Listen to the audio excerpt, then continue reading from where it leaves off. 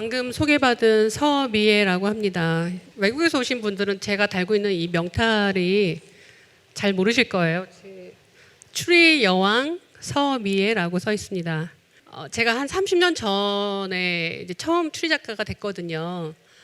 나도 추리의 여왕처럼 추리 소설을 쓰고 싶다라고 해서 저의 닉네임을 추리의 여왕으로 했어요. 그리고 그것을 30년 정도 하다 보니까 어느새 제가 인터넷이나 이런 인터뷰 같은 거 할 때도 한국의 미스터리 여왕 뭐 이렇게 불려지게 되더라고요. 그래서 어떤 소원이 있으면 그 소원을 끊임없이 누군가에게 부르게 하면 그 말의 힘으로 이루어지는 게 아닐까라는 생각을 하고 있습니다. 그래서 오늘 사실 살짝 민망하지만 제가 이 30년 동안 꿋꿋이 써온 추리 여왕이라는 닉네임을 여러분들한테 소개를 시켜드립니다. 여러분들도 혹시 내가 이루고 싶은 꿈이 있다면 늘 부를 수 있는 걸로 한번 닉네임을 만들어 보셔도 좋을 것 같아요. 저는 이제 30년, 내년이면 30년 되는 미스터리 스릴러 작가로서 제가 경험한 창작의 비법을 말씀드릴 건데, 그것이 여러분들이 지금 작업하고 계신 영화 작업이라든지 또 이제 괴담 이야기 뭐 이런 작가분들 앞으로 작업하실 때 도움이 되게 했으면 좋겠고, 설령 그렇지 않더라도 스릴러 작가들은 저렇게 글을 쓰는구나 라고 참고를 하셔도 좋을 것 같습니다. 그래서 아까 말씀드린 것처럼 괴담은 괴이하거나 무서운 이야기를 얘기하는데, 사실 우리는 기담이라는 말도 쓰더라고요. 그래서 괴담 이설, 또 기담은 기담 괴담 괴설 이런 식으로 이 두 말이 섞여서 쓰고 있거든요. 괴이하거나 무서운 이야기 또는 이상하거나 신기한 이야기, 내가 처음 겪어보는 이런 일이 있을 수 있을까라고 하는 일들을 보통 괴담, 기담이라고 얘기를 하죠. 그래서 제가 겪은 괴담 이야기부터 먼저 할까 해요. 지방에 살다가 서울로 이사 온 것은 초등학교 1학년 때 일이거든요. 목동에 그때 이제 살고 있었는데, 제가 다니는 학교는 안양천 바로 건너편에 당중초등학교라고 있어요. 지금도 있더라고요, 그 학교가. 근데 그 학교를 다닐 때 좀 제가 연식이 되다 보니까 아니 서울에서 배를 타고 학교를 다녀 하겠지만 저는 배 타고 학교 다녔습니다. 70년대 중반 얘기인데요. 왜냐하면 옥목교하고 그 다리하고 사이에 집과 학교가 있어서 그 동네 아이들은 이렇게 디귿자형으로 멀리 돌아서 가기가 머니까 그 중간에 별로 이렇게 천도 깊지 않거든요. 높지도 않고 하니까 조그만 쪽배 같은 것을 해가지고 동네 아저씨가 아이들을 통학용으로 날랐어요. 그래서 10원을 내면 갈 때 5원, 올 때 5원 이런 식으로 그냥 하루에 뱃삭이 되는 거예요. 그래서 그렇게 학교를 다녔는데, 이제 어느 날 제가 너무나 아침에 일찍 일어난 거예요. 그 전날 할아버지 제사였던 게 이상하게 생생하게 기억이 나는데, 그날 아침에 일어나니까 정말 그 강둑에 이렇게 통학하는 학생들과 또 뭐 직장인들 이런 사람들이 강둑으로 계속 출퇴근 시간에 가잖아요. 근데 그 출근 시간에 가는 사람들이 한 명도 없을 정도로 아주 이른 아침이었어요. 해는 떠 있었고 강에는 약간 가을이어서 안개, 물안개 같은 것이 살짝 수면 위에만 올라와 있고, 당연히 그 배를 건네주는 그 아저씨는 아직 출근을 안 하셨죠. 그래서 저는 어쩔 수 없이 이렇게 디귿자형으로 돌아서 다리를 건너서 학교를 갈 수밖에 없었던 거예요. 근데 학교를 건너가는데 다리를 막 진입해서 딱 하는데 이상하게 아무런 인기척이 없다가 갑자기 어떤 낌새가 있어서 옆을 탁 돌아보니까 이런 제 또래의 소녀가 같이 걸어가고 있는 거예요. 사실 이거는 제가 찾다가 똑같은 이미지가 없어서 지금 이걸로 이제 그냥 대체를 했는데, 이런 하얀 망토 같은 것을 입고 약간 털이 좀 복실복실한, 근데 정말 다 하얀 느낌이었어요. 위아래 전부 다 하얗게. 제 또래였고. 근데 이 친구가 같이 가자 그래서 제가 뭐 그 길이 나의 길도 아니고 당연히 누구나 이용하는 길이니까 그래 그냥 같이 가자라고 했는데 그 친구가 갑자기 저한테 동전 10원짜리 3개를 주는 거예요. 제가 아까 말씀드렸죠. 배 하루치가 10원이라고. 그러니까 지금으로 치면 제 생각에는 한 1,000원, 2,000원 했던 것 같아요. 근데 그러니까 저한테 되게 큰 돈인 거죠. 30원이면 한 5,000원 이상이니까. 그래서 저는 처음에 낯선 친구이기도 하고 물론 같은 또래니까 이렇게 막 그 무섭거나 이런 건 없지만 왜 나한테 돈을 주지? 라고 생각했어요. 그래서 물어봤어요. 너 왜 나한테 돈을 주니? 우리 집에서는 땅을 파면 돈이 나와. 그런 좋은 집이 있나? 저는 그러면서 너무나 그 어린 나이니까 한 10살 정도였으니까 아무 의심 없이 그 친구가 주는 30원을 받았어요. 이제 그 친구랑 학교까지 갔죠. 근데 이렇게 돌아서 가니까 이제 학교쯤 가니까 이제 그 아이들 뭐 문방구도 열려 있고 그때는 어린이 신문을 학교 앞에서 팔았거든요. 그래서 어린이 신문 이런 것도 팔고 있고 또 드문드문 좀 일찍 오는 애들이 학교에 등교를 하고 있었던 거예요. 그래서 저는 그 친구가 준 돈이 있으니까 어린이 신문 10원 주고 사고 공책도 한 권 사고 그리고 제 기억에 빵을 하나 샀나? 아무튼 그 자리에서 그 30원을 다 썼어요. 그런데 이제 이 친구랑 교실 골목 복도를 들어가면서 이따가 집에 갈 때 같이 가자 이렇게 얘기하길래 그래 그냥 같이 가. 전 또 30원 받아서 잘 썼으니까 그 고마운 마음에 그래 이따 같이 가라고 했죠. 그런 친구 있으면 얼마나 좋아요. 그래서 이제 그 친구가 그 교실로 들어가는 걸 보고 저도 제 교실로 이제 들어갔죠. 그래서 그냥 그날 그 수업이 다 끝나고 나서 같이 가자고 했으니까 이제 그 반에 가봤어요. 그러니까 그 반도 막 끝나서 이제 애들이 막 나오고 있는데 이렇게 막 기웃기웃 거리면서 보는데 그 얼마나 눈에 띄겠어요. 이 하얀 망토를 입은 이 아이가 없는 거예요. 아무리 이렇게 눈 씻고 봐도 이렇게 저희 그때 한 50명쯤 됐거든요. 반 학생들이. 근데 아무리 찾아봐도 없는 거예요. 그래서 거기 반 애한테 물어봤어요. 야, 너희 반에 이렇게 하얀 망토하고 그런 애 이런 머리 이렇게 하고 그런 애 없어? 라고 물어보니까 되게 이상하게 쳐다보면서 그런 애 우리 반에 없어? 라고 하는 거예요. 분명히 나는 아까 그 친구하고 헤어질 때 얘가 그 교실로 들어가는 걸 봤는데 그래서 이상하다. 제가 뭐 잘 모르나? 그냥 먼저 갔나? 이런 생각을 하면서 그냥 저는 또 이제 다시 강둑으로 왜 다시 배를 안 탔는지는 모르겠어요. 아마 그 아침에 10원 내야지 왕복이니까 오늘 그냥 걸어가자 이런 식으로 마음 먹고 다시 그 안양천 강둑으로 간 것 같아요. 근데 강둑으로 이렇게 걸어가다 보니까 마치 그 아침에 그 소녀가 갑자기 느껴져서 얘를 돌아봤듯이 갑자기 풀숲에 뭐가 눈에 확 뜨이는 거예요. 그래서 풀숲을 이렇게 딱 이렇게 잡초가 자라 있는 데 있잖아요. 강둑 옆에 이렇게 보이는데 공깃밥이 이렇게 3개가 딱 놓여져 있는 거예요.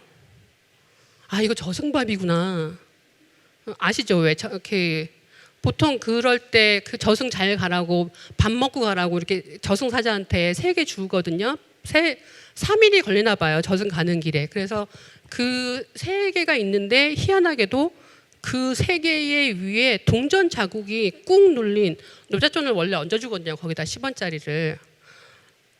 노자 돈이 없고 동전 3개가 있던 눌린 자리가 3개가 딱 있는 거예요. 근데 직감적으로 무슨 생각이 드냐면 이거 내가 아침에 받은 30원이 이거구나라는 생각이 확 드는 거예요. 그래서 제가 무슨 그렇게 하고 근데 하나도 무섭진 않았어요. 이게 뭐지? 나는 굉장히 괴이한 느낌으로만 경험을 하고 그러니까 오죽하면 제가 그다음에 이제 가족한테 이런 얘기를 하니까 나중에 무슨 MBC인가 이런 데서 개인이 겪은 기묘한 이야기를 해서 뭐 무슨 그런 프로그램 있었잖아요. 그런 뭐 세상에 이런 일이 같은 그런 거기 제보해봐 막 이러는데 사실 이거는 그 아이가 있어야 제보를 하는데 제가 저의 말밖에 없으니까 제보를 할 수가 없는 거죠. 저의 경험일 뿐이니까. 그래서 이제 그런데 얘기는 못했지만 아무튼 제가 굉장히 마음속에 도대체 이건 뭘까? 그래서 계속 그걸 안고 있어요. 지금까지도. 그게 좀 약간 숙제예요. 그래서 얜 누구고 왜 나에게 30원을 줬을까? 제가 이 얘기를 왜 할까요? 봉준호 감독님이 그런 얘기 하셨어요. 중학교 때 한강 옆을 지나가다가 그 한강에서 뭔가 철벅철벅하는 소리를 들어서 쳐다봤더니 이렇게 기괴하게 생긴 어떤 괴물이 헤엄쳐서 가더라. 자기가 알고 있는 상식으로는 도저히 한강에서 살고 있지 않은 저 괴이하게 생긴 저 괴물은 뭐지? 라고 하는 것을 계속 담아두셨대요. 그래서 그게 꽤 오래 머릿속에 맴돌고 있다가 이제 감독님이 되시고 나서 이 이야기를 풀어봐야 되겠구나 라고 하셔서 여러분이 다 알고 계시는 괴물이라는 작품이 나오게 됐죠. 그러니까 여러분들이 기억하지 못하는 어느 기억의 골목에 어느 한 코너에는 아마 여러분들이 잊고 있는 기이한 이야기들이 하나씩 있지 않을까라는 생각을 해요. 그래서 내가 뭔가 그 이야기를 끄집어내기 위해서 지금 이렇게 노력을 하고 계시지 않을까라는 생각을 합니다. 자, 괴담은 사실은 그런 낯선 이야기이기도 한데 이거는 그 공포와 맞물려 있는 어떤 감정들이죠. 그래서 우리가 흔히 얘기하기를 공포는 인류의 처음부터 지금까지 인간과 함께한 감정이다. 사랑 뭐 이런 것처럼 사랑이라는 감정이 그 인간에게 굉장히 필요하잖아요. 인간이 계속 그 다음 대를 이어갈 수 있는 그 필요에 의해서 만들어지는 감정이잖아요. 그것처럼 공포 역시도 인간이 생존을 하기 위해서 가지고 있어야 되는 감정이거든요. 왜냐하면 공포를 느끼는 가장 큰 이유는 그 공포로부터 내가 안전하기 위해서 어떤 방법을 선택하는, 그러니까 낯선 것에 대한 두려움을 갖게 만들어서 내가 어떻게 하면 안전하게 지낼 수 있을까, 이런 거에 대한 방법을 강구하게 만드는 그런 역할로 공포라는 것을 느끼게 만들어주는 거죠. 그래서 여기 그림을 잠깐 보시면 이제 원시인의 입장이 돼서 한번 생각을 해보세요. 밖에 밤이 되면 해가 떨어지면 아주 캄캄하잖아요. 그 캄캄한 어둠도 무섭고 갑자기 하늘에서 번개가 막 치면 저게 뭔지도 모르니까, 우리는 뭔지 알죠. 구름이 뭐 플러스 마이너스가 만나서 어떻게 해서 전기작용에 의해서 이런 과정을 알지만 그런 과학적인 지식이 없던 그 순간에는 갑자기 하늘에서 내려오는 저 번개는 왜 치는지, 무엇 때문에 치는지는 모르지만 공포스러운 건 알아요. 왜냐하면 저 번개가 쳤을 때 어떤 나무가 불타고 들판이 불타고 이런 걸 봤기 때문에 저건 무서운 거구나, 도망가야 되는 거구나. 그래서 밖에서 지금도 아마 간혹 그런 분들 계실 거예요. 천둥 번개 치면 무서워서 강아지를 무서워하는 경우 되게 많더라고요. 그런 것처럼 어른들도 나는 왠지 천둥 번개 치는 날은 싫어, 불안해, 이렇게 느끼시는 분들 많더라고요. 그런 그 아주 자연재해에서도 느끼는 그런 기본적인 공포부터 시작해서 지금 현재 우리가 그 드디어 21세기에 무슨 자율주행 뭐 이런 시대가 됐지만 그럼에도 불구하고 우리는 또 다른 공포를 계속 느끼고 살잖아요. 인간이 가지고 있는 공포에 대한 이야기를 하자면 정말 끝이 없는데 과연 그러면 그 공포는 무엇일까? 공포의 핵심은 두 가지인 것 같아요. 그리고 우리가 공포를 느끼는, 아까 말씀드렸던 것처럼 괴물이 있고요. 그러니까 그 괴물은 어떤 그 생명체를 말하는 건 아니고 아까 말씀드린 것처럼 자연재해라든지 또 무슨 그 짐승, 뭐 공룡이랑 같이 살았으면 우리 또 그리고 뭐 커다란 호랑이라든지 뭐 이렇게 밖에 야생으로 우리를 위협하는 어떤 동물들도 얼마든지 우리에겐 괴물이 될 수 있고, 그래서 그 괴물을 어떻게 그리느냐 그리고 그 괴물로부터 어떻게 살아남느냐가 사실은 괴담의 핵심의 두 가지예요. 그래서 여러분들이 괴담 이야기를 하실 때 괴물은 사실은 캐릭터고요. 괴물로부터 살아남는 그 이야기가 스토리가 되겠죠. 괴담의 역사를 아까 말씀드린 것처럼 잠깐 얘기하자면 사실 괴물은 그 인류의 맨 초기의 괴물은 나 아닌 모든 존재들이 다 무서운 존재였던 거죠. 내가 살고 있는 동굴 안에서 살고 있는 우리 가족 이외에 다른 존재들은 다 나에게 위협이 되는, 그러니까 옆집 사는 사람까지는 덜 무섭겠지만 다른 종족, 다른 부족이 와서 싸움을 걸고 우리 가족이 겨우 이렇게 획득한 과일을 훔쳐간다거나 아니면 무슨 고기를 빼앗기 위해서 서로 싸운다거나 뭐 이런 사람들이기 때문에 또 그것도 공포를 느낄 수밖에 없고요. 그러다 보니까 그 당시의 괴물들은 나와 다른 존재들, 다른 어떤 행동을 하는 사람들, 다른 언어, 다른 외모, 이런 사람들이 공포의 대상이 될 수밖에 없는 거죠. 그리고 찾아보니까 그 신석기 초기에는 그 부족 간의 전쟁으로 인류가 한 절반쯤이 죽었대요. 그러다 보니까 낯선 종족이 보이면 당연히 이거는 무서운 존재가 되는 거죠. 그래서 많은 그 민족의 그 건국 신화, 뭐 아니면 그 전에 내려오는 영웅들에 대한 신화들 이런 걸 보면 주로 괴물들하고 싸우는 이야기가 많아요. 괴담에. 그러니까 막 눈이 하나인 커다란 거인과 싸운다든지 아니면 또 막 팔이 8개 있는 어떤 괴물과 싸운다든지 이런 식으로 표현하거든요. 그리고 아니면 하늘로 날아다니는 무엇이 또 그 사람들을 막 잡아먹는다든지 이런 식으로. 그래서 이런 이야기들은 그 당시의 괴담들은 지금 우리에게 전해지는 것이 신화나 민담 또 전설의 형태로 그 오래된 괴물들의 정체에 대한 이야기가 지금까지 내려오고 있는 거죠. 그 다음으로 제가 굳이 일부러 이 시기를 해놓은 거는 사실 괴담이란 게 우리가 괴이한 이야기, 무서운 이야기라고 했잖아요. 근데 이제 사람들이 많이 모여 살게 되고 이게 부족이 되고 도시 국가가 되고 조금씩 넓어지면서 외부가 적이 아니라 내부가 적이 되는, 그래서 우리 동네 안에서 무서운 사람들이 생기기 시작하는 거죠. 사실 그래서 제가 찾아본 것 중에서 가장 내려오는 괴담 중에 제일 끔찍한 건 뭘까? 더군다나 지금까지 우리 일상생활에서 쓰는 말 중에서 마녀 사냥이 있더라고요. 지금 우리 주변에 마녀는 사실 사라졌다고 할 수 있는데, 그리고 마녀 사냥을 더 이상 하지 않는데도 불구하고 인터넷에서 누군가 한 사람을 괴롭히면서 막 악플을 달면 야 마녀 사냥하지 마라고 얘기하거든요. 왜 그럴까요? 그러니까 이게 그 종교적인 어떤 집단이 보여주는 광기, 이게 유럽을 휩쓸고 또 지금 현재 또 우리 집단에서의 사람들이 가진 신념이나 이런 것 때문에 만들어지는 광기, 이런 것들이 또 그 전달하는 것이 아닐까라는 생각하거든요. 그러니까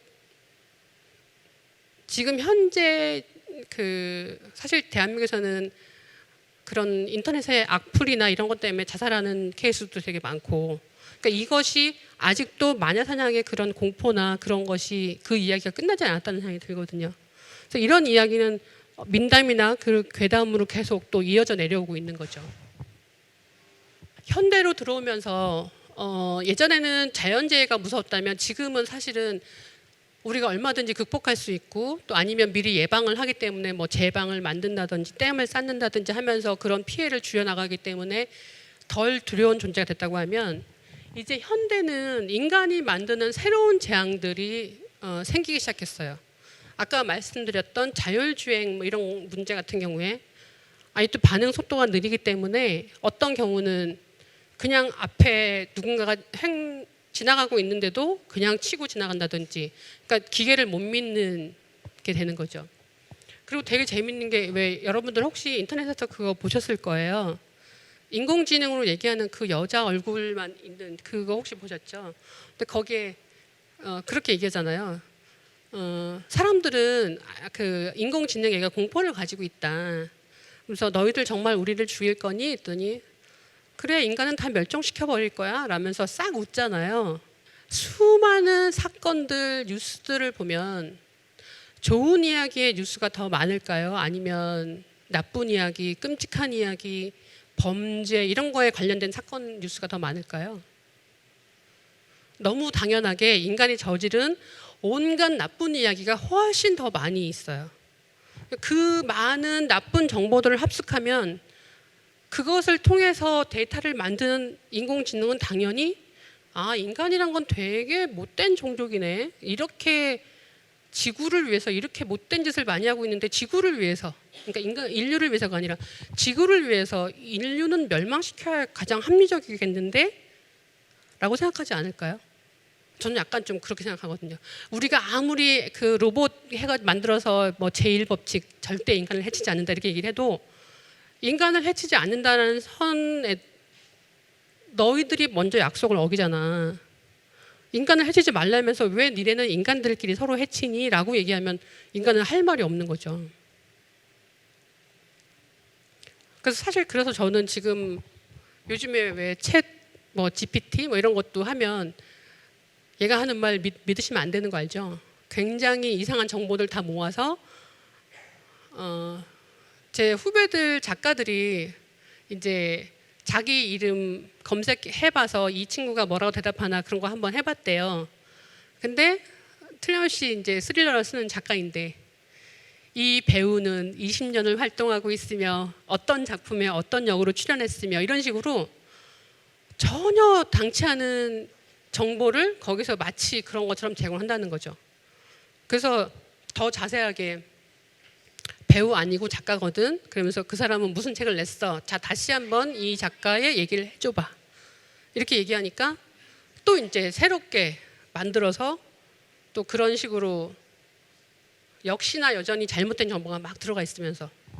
그러니까 사실 과학이라는 것도 어찌 보면 우리가 완전히 정복하기 전에는 괴담이 될 수밖에 없는 이야기들이 너무나 많이 있는 거죠. 그 낯섦에 대한 공포인 것 같아요. 이것도 역시. 그래서 이런 그 이야기들은 현대에서는 보통 도시괴담이라고 많이 말을 하죠. 사실 이거 강의를 준비하면서 제가 되게 재미있는 데이터를 하나 발견을 했어요. 미국 체프먼 대학교에서 해마다 설문조사를 한다고 해요. 1,500명을 대상으로 해서 여기 지금 보이는 크리스토퍼 바이더 교수와 앤 골든 박사 이 두 분이 공동 연구를 하는 데이터인데 여기에 당신은 언제 가장 두려움을 느낍니까? 라는 질문을 던집니다. 그리고 그 카테고리는 사적인 두려움, 그리고 범죄, 자연재해, 공포 요인 이렇게 나눠서 사적인 두려움은 언제 당신은 가장 공포를 느끼느냐, 또 자연재해는 어떤 것을 가장 두려워하느냐 라고 한 거예요. 여러분들은 언제 가장 공포를 느끼시나요? 괴담을 준비하고 계시면 사람들이 언제 가장 공포를 느끼는지 잘 알고 있어야 되겠죠.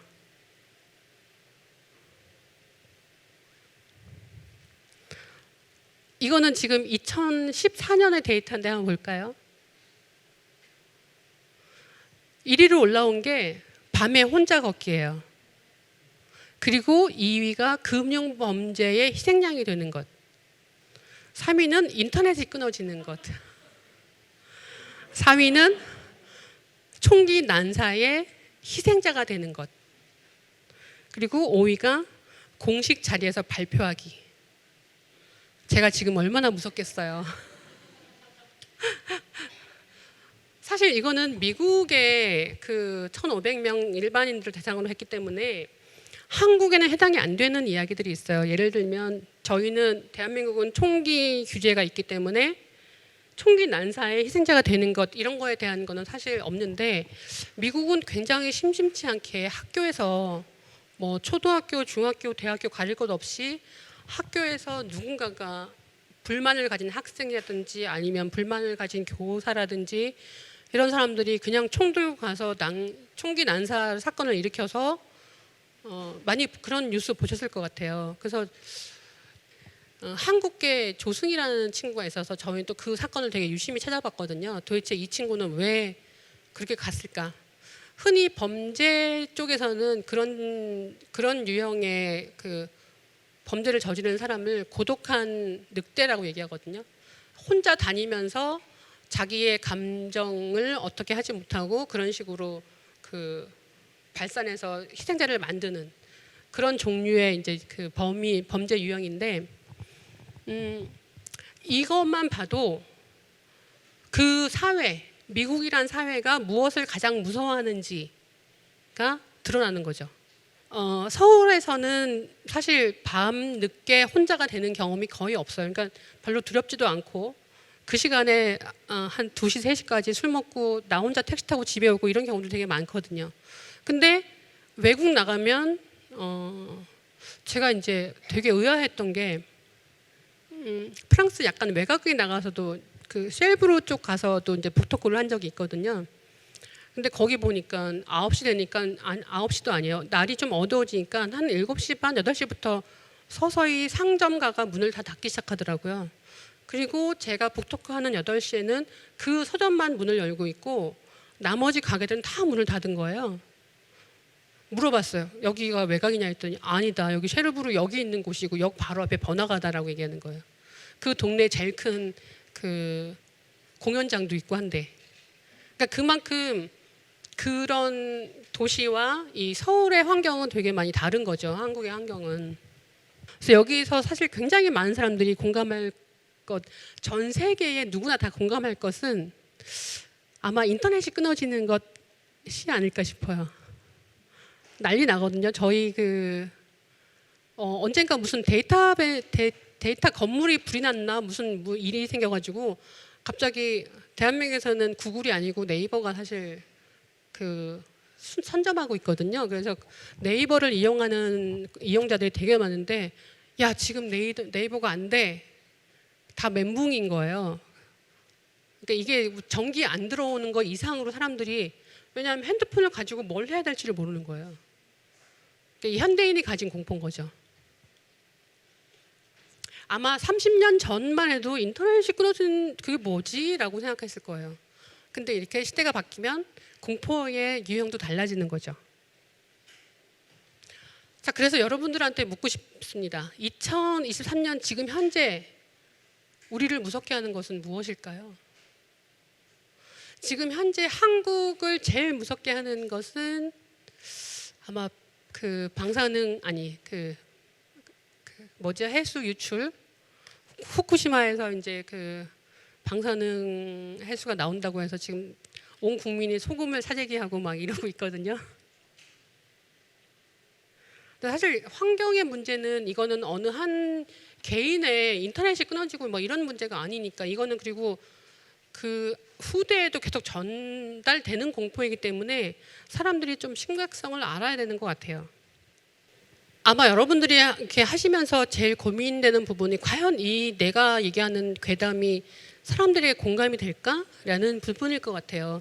아까 말씀드렸지만 누군가에게는 무서운 일일 수 있지만 또 누군가에게는 전혀 그게 무서운 일이 아닐 수도 있거든요.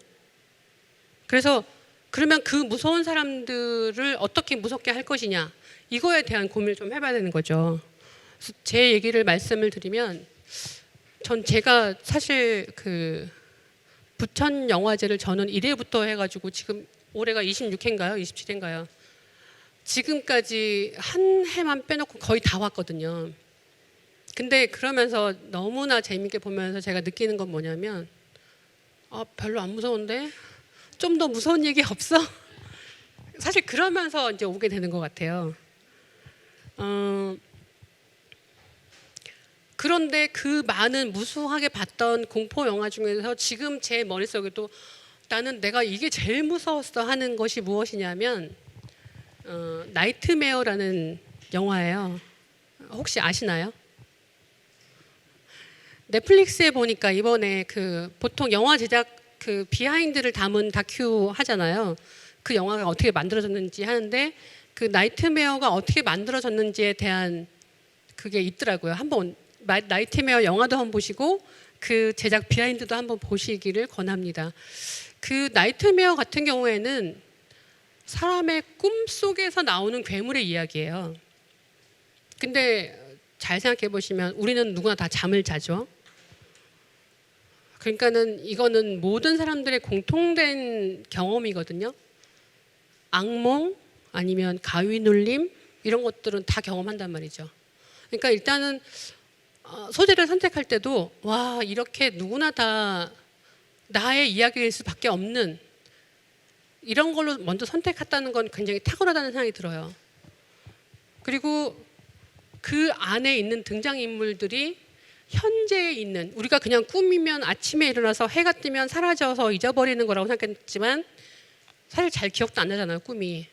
근데 꿈속에서 나를 괴롭혔던 어떤 괴물이 나에게 위해를 가하고 상처를 입히면 그게 현실 속에서 실현이 된다? 굉장히 무서울 수밖에 없죠. 그래서 나이트메어가 사실 그 미국에서 상영됐을 때 청소년들이 잠을 안 잤대요. 그래서 이게 사회 문제가 되고 왜냐하면 부모들은 애들 재워야 되니까 자라 하는데 애들은 우리 못 잔다.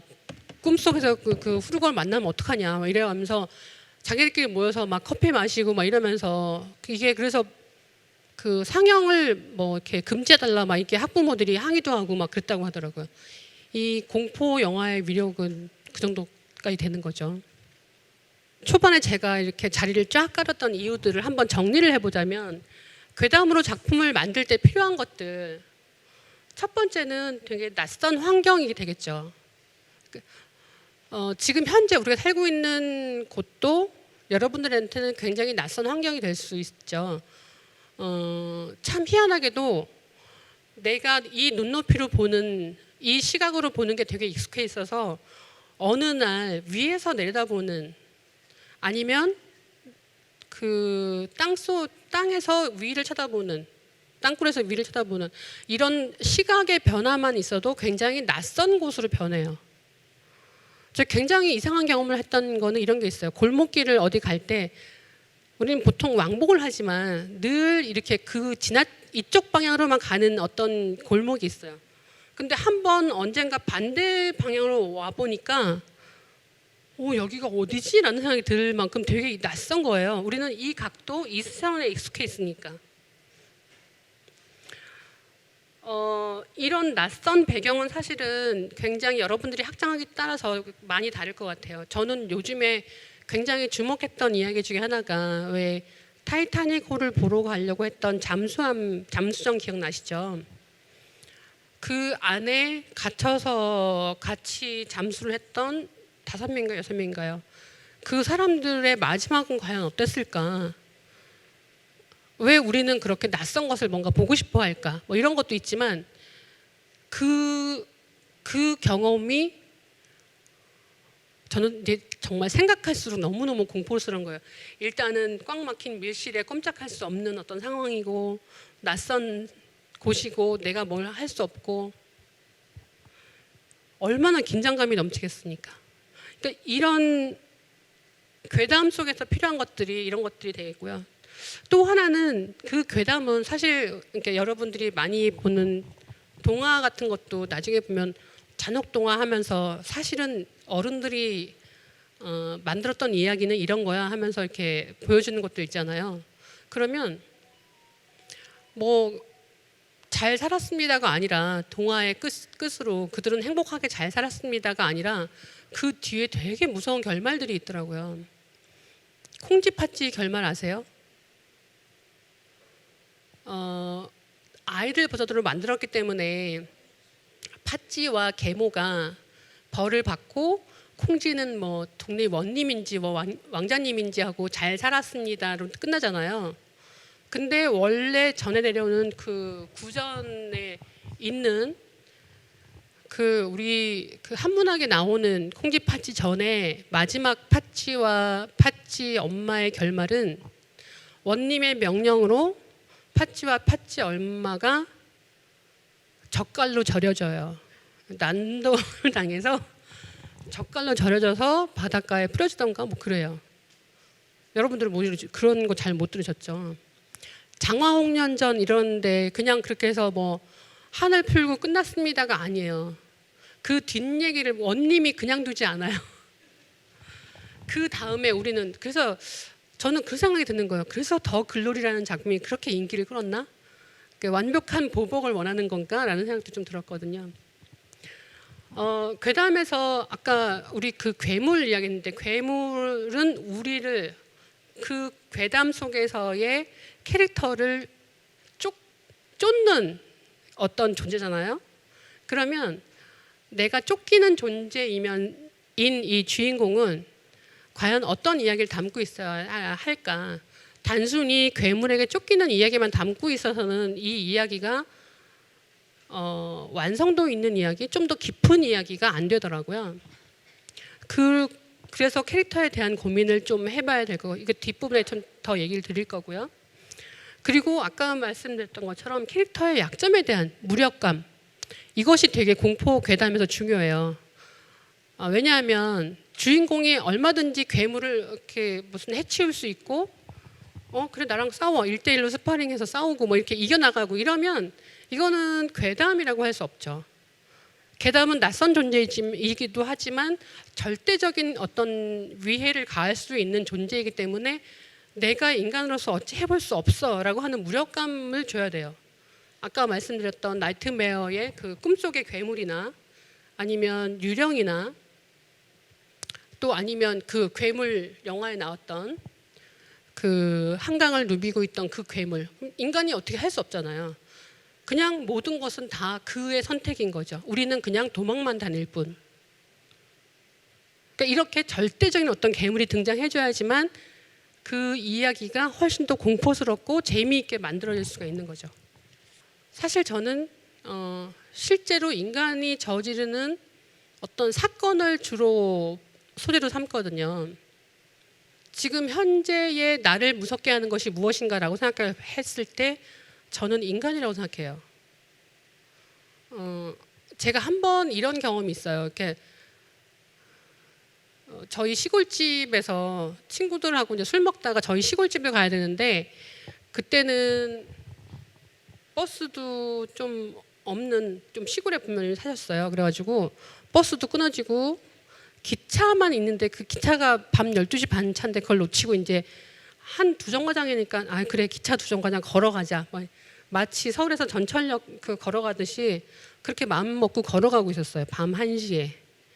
그 천안에서 온양 쪽 방향으로 걸어가고 있었는데 아까 말씀드렸잖아요. 최고의 공포 밤에 혼자 걷기. 그것을 하고 있었습니다. 근데 정말 사람은 안 무서워요. 그러니까 그 밤은 안 무서워요. 저는 혼자 그 철길만 쭉 보면 그 길만 따라가면 저기쯤에 우리 집 바로 앞에 있는 역이 나올 것이고 난 저것만 그러니까 뭐 1시간만 좀 고생하면 돼라고 하는 마음으로 걸어가고 있는데 나 혼자 걸어가고 있을 때는 하나도 안 무서웠는데 갑자기 저 앞에서 누군가가 둘이서 처벅처벅 걸어오고 있는 거예요. 남자 목소리가 막 도란도란 뭔가 무슨 얘기를 하고 있는 게. 근데 그때 갑자기 공포가 확 밀려오더라고요. 왜냐하면 이 사람이 어떤 사람인지 모르니까 어떤 존재가 나를 그러니까 갑자기 긴장감이 확 되면서 뭐지? 라고 얘기했는데 만약에 정말 나쁜 사람을 만났으면 제가 여기에 없겠죠. 다행히 그 밤에 철로를 이제 확인하는 그 철도원의 직원분이셨어요. 그래서 뭐 하냐 여기서 왜 철도로 지나다니냐면서 한마디 듣고 그리고 이제 얼른 집에 가라 해서 저는 이제 무사히 집으로 왔죠. 근데 그거를 경험하면서 사람들이 얘기하는 귀신 이런 것보다는 사람을 만나는 게 제일 무섭겠구나. 그게 개인적으로 그렇게 굉장히 실감을 했던 어떤 경험이었어요. 저는 그래서 아마 제가 범죄 이야기를 쓰면서 좀 많이 두려움을 느끼는 것 같은데 사실 제가 사건을 취재하면서 이제 이 잘자의 엄마 같은 경우에는 왜 제가 이 잘자의 엄마를 주목하게 됐냐라고 생각할 때 거기 메리벨 사건이라고 나오거든요. 영국에 있는 11살짜리 소녀가 동네에 있는 아이들 1살짜리 아이와 또 5살인가 뭐 이런 아이를 죽였어요. 그래서 영국에서 가장 어린 연쇄살인범이다 막 난리가 났는데 제가 이 사건을 주목하고 이 이야기를 써야 되겠다라고 마음 먹었던 이유는 딸이 이제 11살이잖아요. 그래서 재판을 받으러 가는데 아마 거기는 우리처럼 촉법 소년 뭐 이런 건 없나 봐요. 그래서 일반 재판을 받으러 가는데 11살짜리가 사람을 둘이나 죽이고 그랬으니까 또 영국에서 그 언론 매체는 얼마나 난리가 났겠어요. 막 그 어마어마한 또 막 언론 기자들 오고 막 이러는데 지금처럼 막 카메라도 있고. 근데 이 메리벨의 엄마가 마치 파티 가는 사람처럼 굉장히 화려하게 막 눈에 띄는 형광색의 옷을 입고 나타난 거예요. 자기 딸이 지금 사람을 죽여서 살인죄로 재판을 받게 생겼는데. 저는 그 사진을 봤거든요. 와, 이게 이 부녀 관계는 뭐지? 라는 생각이 확 들어오더라고요. 그래서 그거를 소재로 해서 잘 자요 엄마라는 작품을 쓰게 됐어요. 미국이나 이런 그 서구 쪽에서는 굉장히 놀라면서 이 소재를 어디서 구했니? 하는데 영국인데? 우리나라 아니고 영국인데 했더니 그 사람들이 좀 놀라는 거예요, 오히려. 그러면서 이제 그 뭐라고 얘기를 하냐면 왜 이런 어린아이의 이야기를 했냐라고 하면서 굉장히 크리피하다랬나? 뭐 이렇게 좀 그렇게 얘기하더라고요. 그래서 나는 그 엄마에 주목했다라는 그런 설명을 좀 한 적이 있거든요. 제가 이 말씀을 왜 드리냐면 아까 맨 처음에는 외부의 어떤 부족들이 우리의 위협의 대상이면 지금은 나라 안에 있는 사람들 아니면 학교에서 그 미국의 설문조사한 거 아까 말씀드렸잖아요.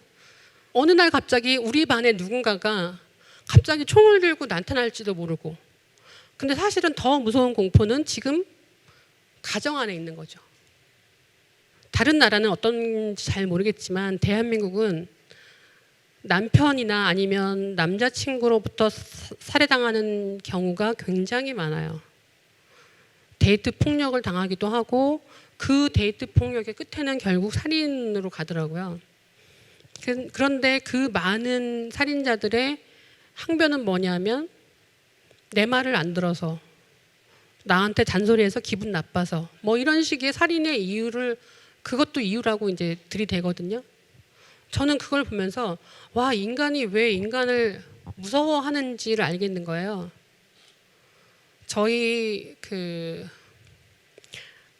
형제가 좀 많다 보니까 조카애들이 좀 많아요. 그래서 조카애들이 11명이 있는데 그중에 7명이 여자아이들이거든요.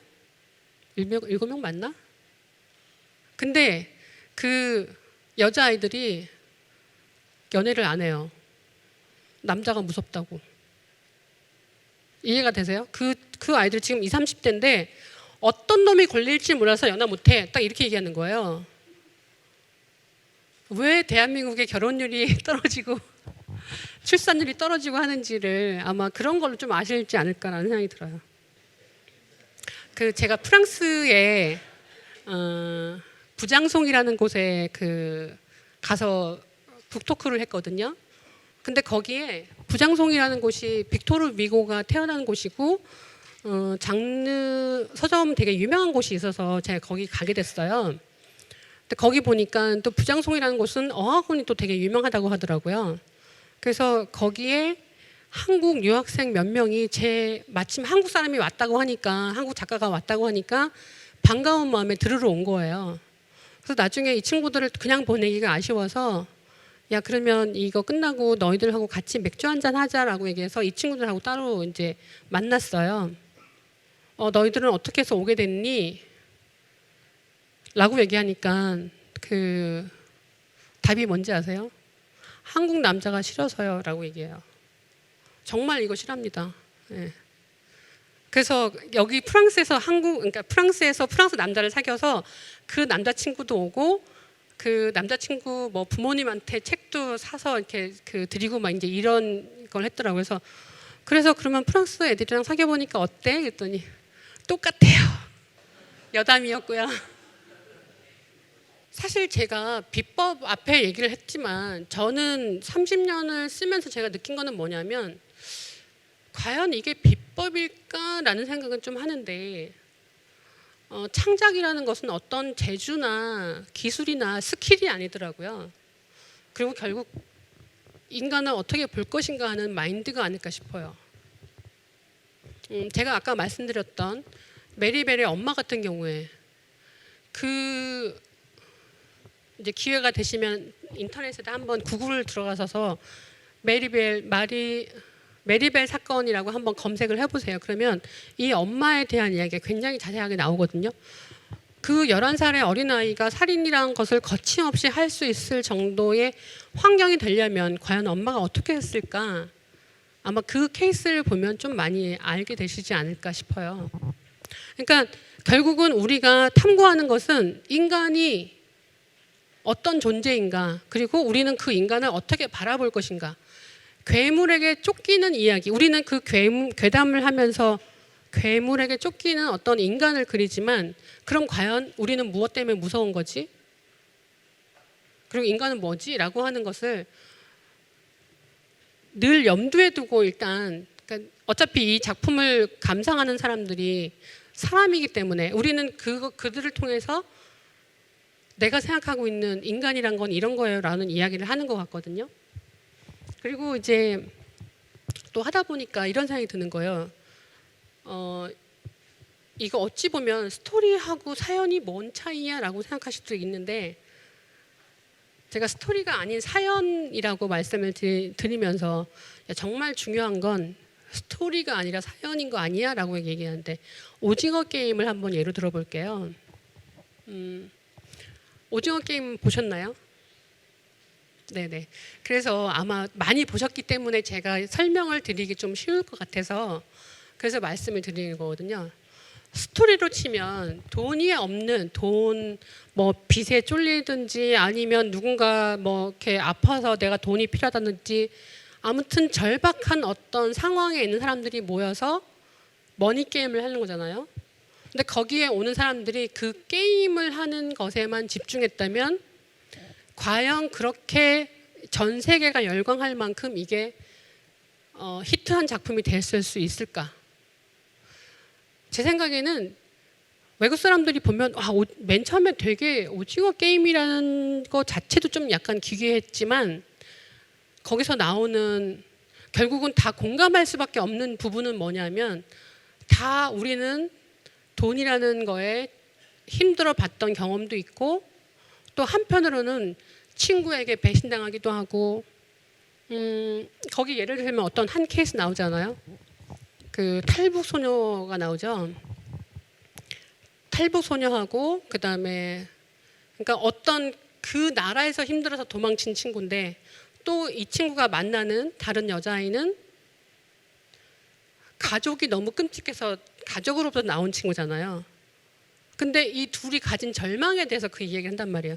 둘이서 구슬치기를 하면서, 구슬치기를 해서 누가 누구를 이겼다가 스토리인데, 그것이 아니라 그 스토리를 더 들어가서 그 둘이서 가지고 있는 어떤 감정적인 교류, 그리고 얘가 너는 나가야 할 이유가 있잖아 여기서, 그러니까 네가 살아 라고 하면서 내가 포기하는 어떤 이 사람의 감정, 이런 사연, 이게 사연이라는 거죠. 그 캐릭터가 가지고 있는 생각일 수도 있고 철학일 수도 있고, 이 사람의 그 경험으로 만들어지는 어떤 그것이 선택이 되는 거죠. 이 이야기 스토리 안에서.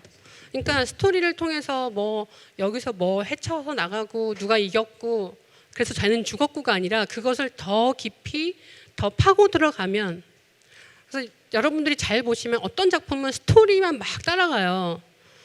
그 캐릭터가 너무나 이제 흔히 얘기하는 것처럼 클리셰에 익숙한 캐릭터다라고 얘기하면, 사람들이 그래 뭐 이제 또 예를 들면 공포 영화 같은 경우에 음산한 음악이 들리면, 그리고 주인공이 혼자 걸어가면 야 그 길로 가지 마 하면서 보잖아요. 그러면 또 꼭 가지 말라는 길로 가. 그리고 이제 예전에 그 슬래셔 무비 같은 데 보면 그 클래셔가 제일 많잖아요. 이 방에서 나가지 마 하는데 꼭 둘이 나가서, 어떤 남녀 커플 나가서 밖에서 뭐 하다가 첫 번째 희생자 뭐 이런 거 나오잖아요.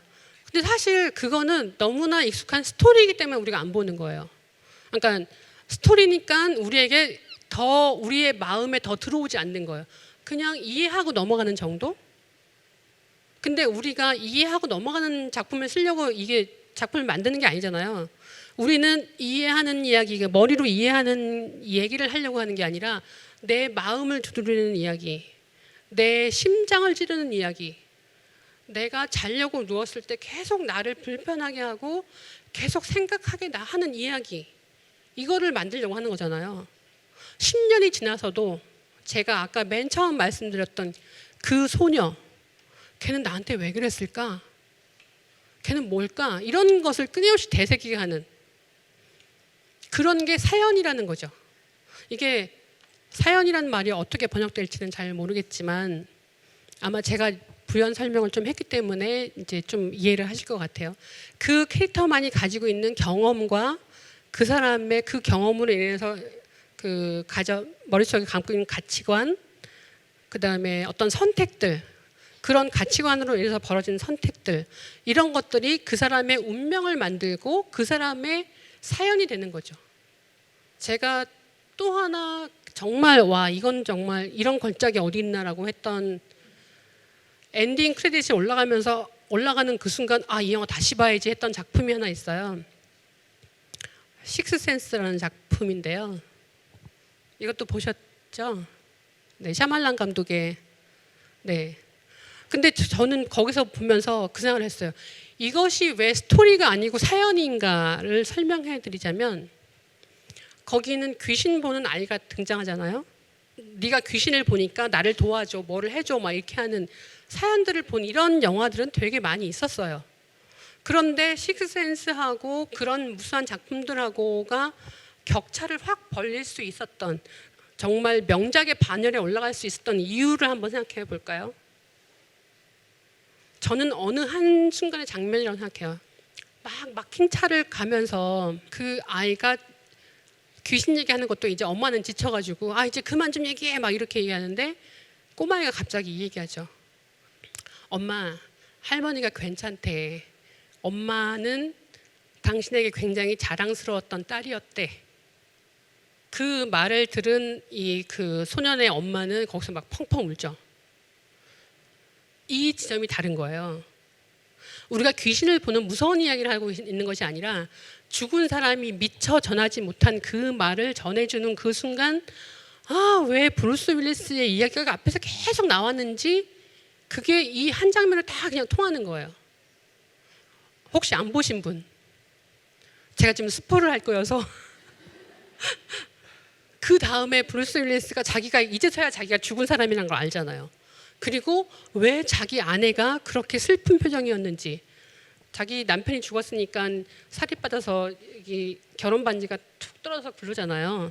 근데 앞에서는 그런 이야기 전혀 없으니까 이 계속 일만 하는 남편에게 불만인 부인인가 보다라고 하는데 그걸 보면서 다 앞에 부분을 다 돌려봐야 되겠구나가 확 들어오는 거예요. 근데 저는 그런 것의 가장 최고의 장면, 이것이 다른 어떤 유령 나오는 영화보다 다른 지점이 바로 엄마, 할머니는 엄마가 자랑스러웠대 라고 하는 그 얘기. 그러니까 이것이 이 이야기를 다 담고 있는 거죠. 우리가 죽은 엄마에게 듣고 싶었던 이야기. 강아지 키우는 사람들이 제일 많이 듣는 질문 중에 이런 거 있어요. 나중에 그 강아지에게 물어보고 싶은 거. 너는 나를 만나서 행복했니? 그죠? 전할 수 없는 마음을 전해주는 거죠. 그게. 그러니까 호러 영화라고 무섭기만 해야 되고 이런 것이 아니라 그 안에 담겨 있는 진심이란 것을 어떻게 전달할 것인가. 결국은 인간에 대한 이야기를 어떻게 전달할 것인가가 괴담 역시도 마찬가지로 그 안에 담고 있어야 되는 비법이 아닐까라는 생각을 합니다. 오늘 이제 그 준비한 강의는 다 했고요. 혹시 여러분들이 궁금하신 점이 있으면 질문을 해주시면. Hello. Thank you so much for the presentation. It was really insightful. I was wondering, do you always start by picking a fear and going creating a story around that fear, or do you think of a situation like the one you were walking and you saw the two guys and you extrapolate from that, think, what if this went wrong? What could go really wrong with this, and create the story from there? So do you pick a fear, or it's something that just happens naturally and then you extrapolate? Thank you. 왜 그 메리벨의 엄마는 저런 옷을 입고 자기 딸의 그런 그 재판장에 갔을까? 근데 이 엄마는 과시형의 엄마인 거예요. 딸이 살인죄로 재판을 받던 말든 모처럼 나는 카메라를 봤네. 사람들이 나를 주목하네. 난 여기서 나를 존재를 알리고 싶어 하는 게 이 엄마의 심리란 말이죠. 이 딸하고 상관없이. 도대체 저 엄마는 뭐지? 궁금한 거예요. 그러니까 저는 결국 그런 어떤 인간 심리가 궁금해서 파고들면서 그런 심리를 파헤치면서 스릴러를 쓰는 쪽입니다. 네. In that specific case, did you investigate further what the motivation of the kids doing the killing was and what the relationship with the mother was, and you incorporated that into the book, or did you just went on your own, like thinking the what could be the reason and didn't care about the rest of the trial? 사실 작가들이 특히나 이제 그 실제 있는 범죄를 소재로 해서 쓰는 작가들은 정말로 구할 수 있는 데까지 다 구해봐요. 자료 같은 경우에는 인터넷을 뒤지기도 하고 또 서점에서 구할 수 있는 책들, 도서관에서 구할 수 있는 책들 다 보고, 그리고 한국에 있는 케이스 같은 경우에는 제가 담당 형사라든지 그다음에 이제 프로파일러, 제가 이제 그 한 30년 정도 그 이쪽 생활을 하니까 이를테면 그런 형사나 이런 분들도 많이 알고요. 뭐 그런 전문가들, 과학수사 하시는 분들, 부검이 이런 분들을 다 알거든요. 그러면 어떤 사건이 생기면 그분들한테 연락을 해서 물어봐요. 그러면 지금 그거 우리 국가수에서 뭐 하고 있어요. 뭐 이런 얘기 하거든요.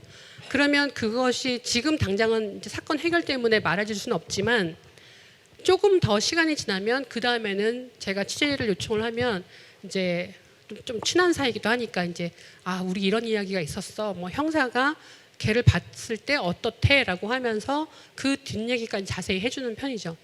하지만 저 같은 경우에는 거기서 그 이야기를 다 실는 것이 아니라 아까도 얘기했던 것처럼 메리벨 사건에서 저는 그 엄마와 그 딸의 관계가 더 주목이 됐거든요. 그래서 저 아이는 만약에 저런 엄마가 아니고 좋은 엄마, 착한 엄마를 만났으면 어떤 아이로 성장했을까? 라는 것을 생각해 보게 되거든요. 그래서 저의 창작 작품은 그렇게 범죄를 저지른 소녀가 등장하지만 완전히 다른 환경을 만들어주는 거죠. 처음에는 굉장히 불완전한 어떤 엄마, 자살한 이런 엄마가 등장해서 그 아이가 11살까지 컸단 말이죠. 근데 그 다음에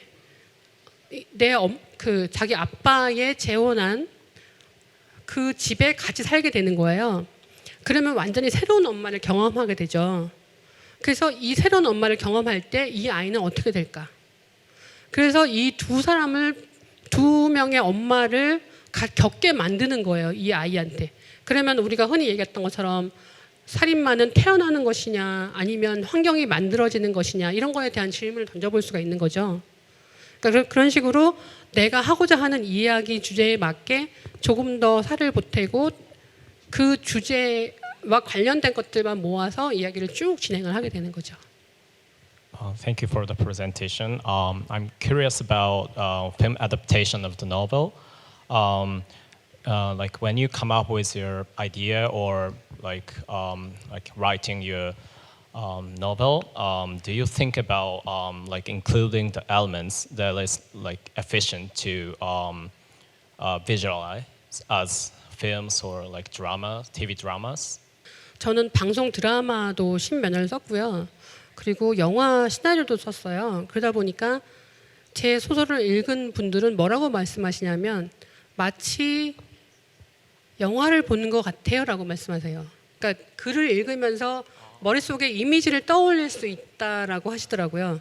그러니까 아마도 제가 작품들이 영화나 드라마가 많이 되는 이유가 이미 제가 그런 영상을 그릴 수 있도록 글을 쓰기 때문에 그런 것이 아닌가 싶거든요. 그래서 저는 그 소설 쓰는 친구들한테도 그렇게 사람들이 읽으면서 머릿속에 그릴 수 있게 글을 쓰라고 얘기를 해요. 그렇게 영화 드라마를 해본 사람이니까 글을 쓰면서 이 장면들은 영화 할 때 돈이 좀 덜 들어가겠구나까지 생각해요. 사실 그래서 잘자요 엄마도 지금 이제 드라마 판권이 팔렸는데 그거 같은 경우에도 최소한의 인물만 나온단 말이죠. 그리고 그 인물 안에서 벌어지는 일이기 때문에 제작비가 별로 안 들어요. 집안에서 벌어지는 일이고 엄마와 딸, 아빠의 이야기로 몰아주니까 사실 제작사에서는 그런 것도 되게 많이 염두에 두거든요. 막 우주에서 벌어지는 무슨 이야기 막 잠수함이 폭파하는 이야기 하려면 CG만 만들 때도 돈이 얼마나 들어가겠어요. 이게 약간 제가 드라마를 하면서 체득된 건데 드라마 제가 단편을 그러니까 그 단막극이라고 보통 우리 얘기하는데 그걸 써갔는데 저희가 PD가 저한테 그런 얘기를 해주는 거예요. 첫 장면이 그 동해안의 무슨 해안도로에 트럭과 승용차가 부딪혀서 폭파해서 떨어지는 장면이었어요. 그랬더니 그 PD가 저한테 뭐라고 얘기했냐면 첫 장면에서 우리 제작비 다 써야 돼요. 반 써야 돼요라고 얘기하는 거예요. 그래서 네. 거기서 바로 알았죠. 이거는 드라마 작가들이 사실 그거 되게 염두에 두고 쓰거든요. 그래서 이런 장면은 쓰면 안 되겠구나. 이런 장면은 제작비를 생각해서 어떻게 해야 되겠구나. 이런 고민까지 하는 거죠. I'm quite curious about your writing process because when you're writing for TV dramas, you will have this structure of what episode 1 would be, act 1, act 2, act 3. So I was just curious, what's your process? Do you put things on post-it notes, for example? And how long does it usually take you from having an idea, locking an idea, and then to working on it? Thank you. 드라마는 사실은 되게 길잖아요. 한국의 드라마는 보통 미니 시리즈가 16부작이거든요. 1시간짜리 16부작을 쓰려면 보통은 한 1년 넘게 준비를 해야 되는데 그 드라마 쓰는 친구들 작업실 가보면 이렇게 하얀 보드에 1회분 해갖고 씬이 쫙 돼 있어요.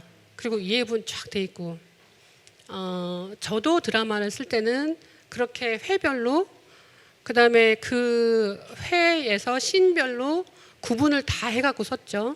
아마 여러분들 영화 작업하시면 하는 것처럼 마찬가지로 뭐 밤, 낮, 뭐 등장인물 몇 명 이런 식으로 이 씬에서는 무슨 이야기를 할 거고 이런 걸 다 정리했는데 그런 거는 사실은 드라마나 영화 할 때는 되게 많이 필요하지만 소설 같은 경우에는 훨씬 더 자유로운 것 같아요. 그리고 그런 이야기가 길지 않기 때문에 이 주인공이 가고자 하는 목표만 명확하게 딱 잡혀 있다면 그 목표를 향해서 달려가는 거기 때문에 저는 사실은 더군다나 또 심리 스릴러를 쓰기 때문에 보통 작가들이 흔히 이렇게 얘기를 해요. 이렇게 호롱불을 앞에 들고 가는 것 같다. 저는 쓸 때도 약간 그런 식으로 쓰거든요. 요만큼만 보여주는 걸로 써요. 그러니까 목표 지점은 어디 갈 거라는 거는 잡아놔요. 그것까지 없으면 헤매니까. 근데 목표 지점은 저기 있대. 여기 앞에 갈 때 요만큼만 보여주게 만들고 그 다음에 약간 다른 점이 있다면 그 드라마 작가들은 씬별로 하지만 저는 그냥 문득문득 대사가 나오면 툭툭 써놔요. 핸드폰으로 그냥 만약에 이를테면 버스 타고 어디 가다가 그 대사가 생각나면 핸드폰으로도 막 써놓고 해서 집에 가서 그 장면, 그 주인공이 하는 말 그런 것들을 그냥 툭툭툭 붙여놔요. 그리고 이것들이 다 이 소설 안에 담겨야 돼라고 하면서 그게 어떻게 보면 막 그 퍼즐처럼 이렇게 펼쳐져 있는 거죠. 근데 그러면서 아까 얘기했던 것처럼 하나의 길을 가면 그 길 앞에서 여기서는 이 얘기를 해줘야 되는구나 하고 찾아봐서 그 얘기가 여기 필요하면 바로 넣고 그렇게 해서 제가 붙여놓은 포스트잇은 다 띄기 시작하는 거죠. 이미 써먹은 거는. 그러고 나서 거의 소설이 끝날 때쯤 되면 벽을 보면 몇 장이 안 남아 있어요. 그걸 다 써먹고 이제 저것을 마지막 띄는 순간 나는 이 소설을 완성한다 이렇게 되는 거죠. 듣다 보니까 이제 공감도 많이 되고 그래서 좀 여쭤보고 싶은 게 이런 방향으로 추구하시는 방향도 너무 궁금했었는데 재밌었고 근데 이제 쓰시다 보면은 창작 과정에서 지향하시는 부분 내가 절대로 이렇게 하면 안 돼 약간 이런 부분도 있으신지 여쭤보고 싶습니다. 제 책장에는 작가로서 제일 중요한 명언이라고 저는 생각하는 것을 딱 한 글자 적어놨거든요. 재미없는 소설은 범죄다 라고 적어놨어요. 네. 재미없는 영화는 범죄다. 감사합니다. Hello, I'm really curious. You said that you are writing a script for the drama, and I'm really curious. When you write the script, do you give to someone to read and have a feedback? And if you do, like, who is that person? 드라마 작가들이 흔히 뭐라고 얘기하냐면 시어머니가 너무 많다라고 말해요. 시어머니 너무 많다라는 말은 잔소리하는 사람이 너무 많다. 그러니까 제가 맨 처음에 일할 때만 해도 94년이었거든요. 그것도 역시 드라마도 제가 한 30년 전부터 시작을 했는데 드라마를 할 때 그때는 PD하고만 이야기를 하면 됐고 그다음에 저희 이제 그 PD를 관리하는 CP 그분도 사실은 뭐 그 작품 가지고 뭐라 하지 않았어요. 그래서 PD와 작가가 이야기를 하고 대본을 쓰면 바로 그냥 찍고 방송 나가고 끝이었는데 다만 이제 한 번 정도 그 불려간 적은 있어요. CP한테. 시청률이 안 나와 이러면서 그거 한번 불려간 적이 있지만 철저하게 그 사람들 그 작품이다라고 그들의 작품이다라고 하고 터치를 안 했는데 지금은 환경이 완전히 바뀌어서 제작사가 있으면서 제작사가 대본을 가지고 하는 경우도 있고 또 예를 들면 이제 그 너무나 시어머니가 많다고 얘기하는 건 거기다가 이제 상업 영화 같은 경우에는 우리가 그 좋은 배우를 유명한 배우를 캐스팅하는 것도 되게 중요하잖아요. 그러면 그 배우가 원하는 어떤 장면을 넣어야 될 때도 있어요. 그러니까 이렇게 계속 어떤 요구가 있어요. 그러니까 또 그랬는데 투자하는 사람이 그 장면 좀 그건데 뭐 바꿔줄 수 없어요. 이러면 그리고 갑자기 특히 드라마 쪽에서는 그런 게 되게 많이 이제 있는데 PPL이라고 혹시 들어보셨나요? 광고 제품을 넣어야 돼서 갑자기 형사가 잠복 수사를 하고 있는데 갑자기 뭐를 꺼내서 야, 이 핸드폰 기능 너무 좋지 않아? 막 이렇게 말을 해야 되는. 그러니까 지금 드라마 작가들이 제일 열받아 하는 게 그런 거거든요. 상업적인 것 때문에 어쩔 수는 없다고 치지만 왜 내 대사에 저런 말을 써놔야 돼? 그래서 사실 그런 거는 보조작가 야 네가 써 하고 넘기거든요. 그러니까 그런 정도로 그러니까 너무나 많은 어떤 자본들이 들어오면서 그 자본을 넣는 사람들이 나는 참견할 자격이 있다라고 생각하는 것 같은데 제가 드라마나 영화를 더 이상 안 쓰는 이유가 아마 그런 것 같아요. 저는 그래서 목에 힘주고 원작만 팔고 있습니다. 네. 재밌게 들으셨나요? 네. 오늘 같이 해서 정말 즐거웠고요. 여러분 작품에 도움이 됐으면 바라겠습니다. 감사합니다.